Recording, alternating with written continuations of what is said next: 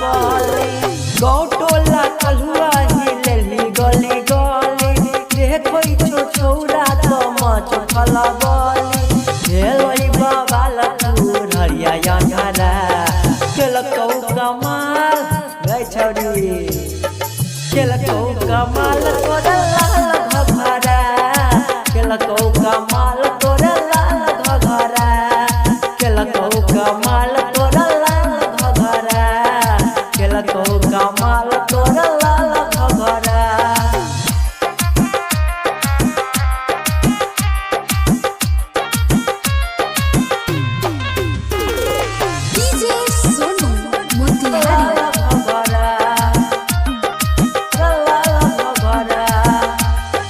तोरा लगे चलतो नहीं हो पैया छिगे छोड़ी तू चिरैया के हम शिकारी छिए तू चिरैया के तोरा लगे चलतो नहीं हो पैया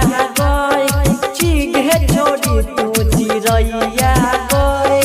हमारा बता दे अपन राज के रानी तोहर सैया बन तो धर्म से रंगा बाज के रानी तो भेलोई बाबा मधुबनी अंधारा केलकौ कमाल गई छौरी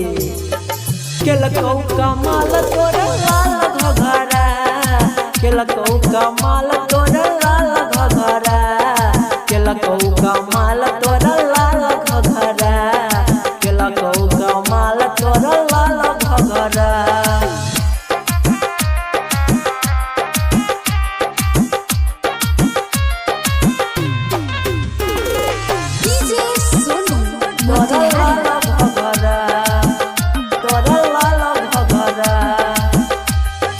मुड़ी बजाबानी के बोझ लगत राइटर वो किंदर तोरा रोज खोजत राइटर वो किंदर तोरा रोज खोजत मुड़ी बजाबानी के बोझ लगत राइटर वो किंदर तोरा रोज खोजत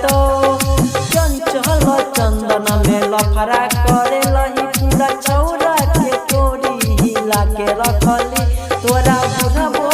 कहै छौ माल कगरा केलकौ बाबा गई छौरी केलकौ बाबा तोरा लाल घघरा केलकौ कमाल तोरा लाल घघरा केलकौ कमाल तोरा लाल घघरा केलकौ कमाल तोरा लाल घघरा गई छौरी हिला देली।